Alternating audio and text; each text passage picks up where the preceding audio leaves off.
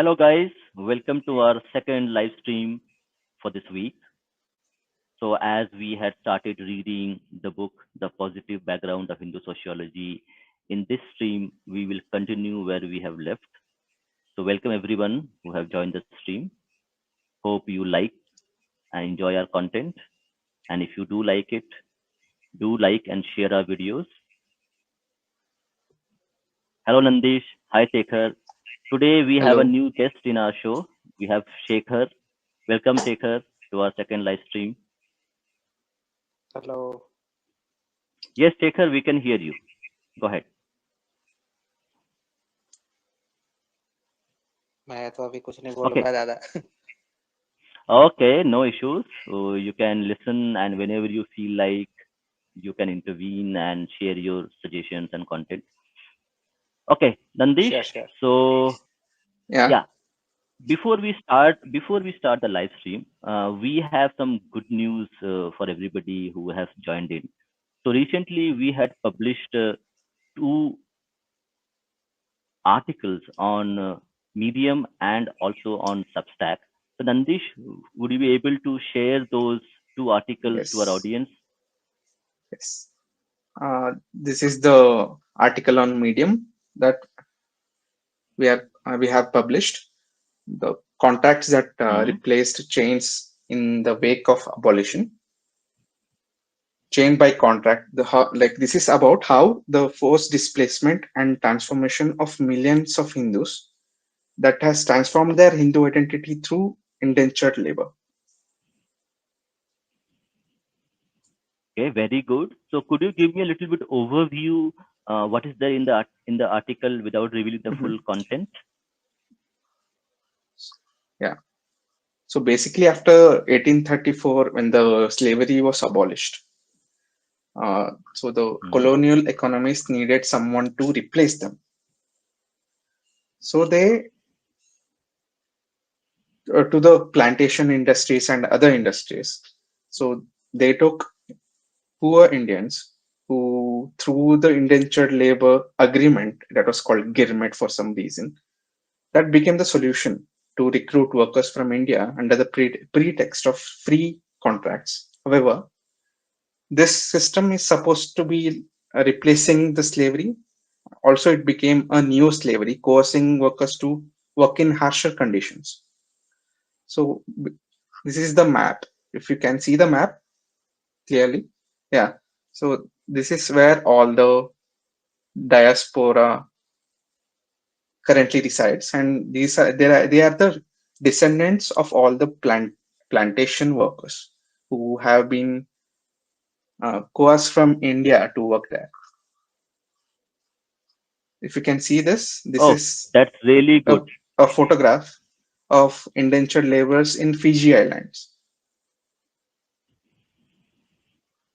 And this is how they transported them on a ship. And if you can see, this is the geography from where they took all the indentured laborers. And basically, these three ports were the ports where all the old slave ships that were reused for this purpose.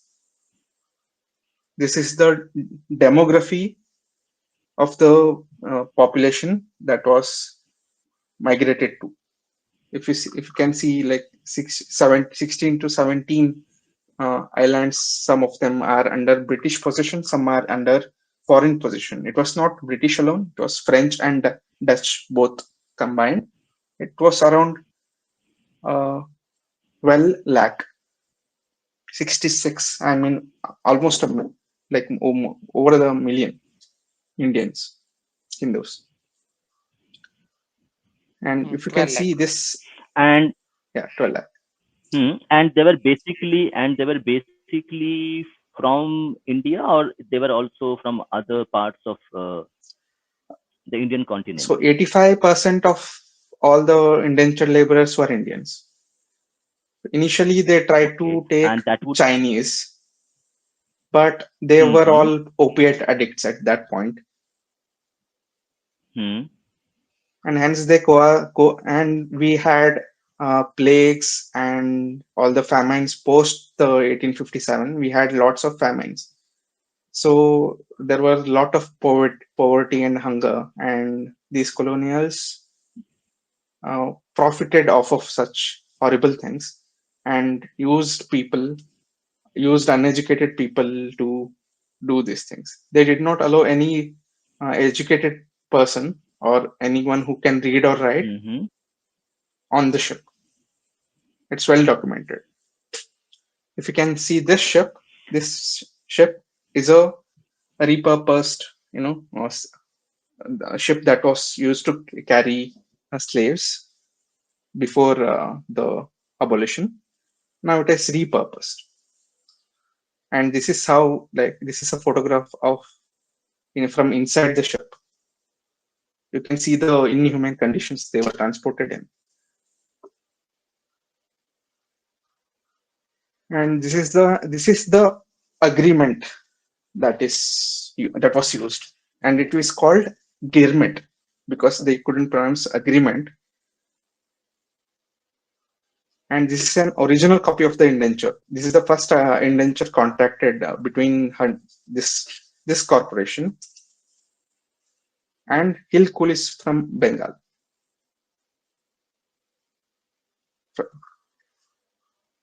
This is how a immigrant past would be with the see in the absence of the protector of immigrants, instead of slaves, in absence of the protector of immigrants. And this was the person, and this is how they served food to children. Even children were transported, and like this was how the food was served to children on the ship. This is a postcard from Trinidad, and these are usually they were called coolies, Indian coolies. These are the coolie children, the postcard said, and it was used to circulate. These are the women who were important thing to notice here was there was a very the ratio of men and women were very different. For every 60 women, there were only 40 men.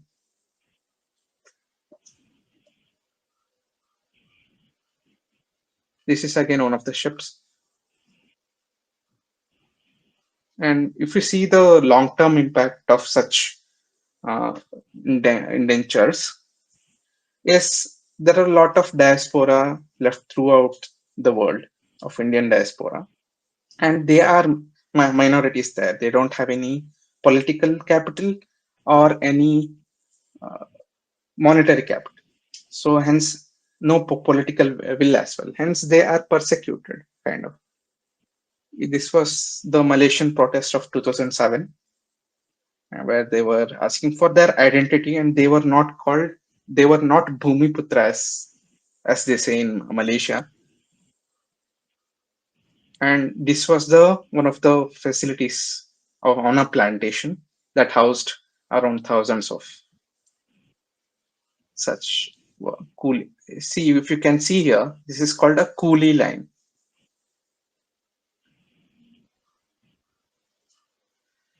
Everyone should read this article, and we should know our history. And the link is in the description as well and in the comments. You can check it out. We'll also be releasing a series on Substack. You can subscribe to our Substack, so you'll get the notification and the mail. You can read it daily. If you cannot read a full article, you can read it on a daily basis. And we have other uh, articles as well that are very relevant to current issues. Okay.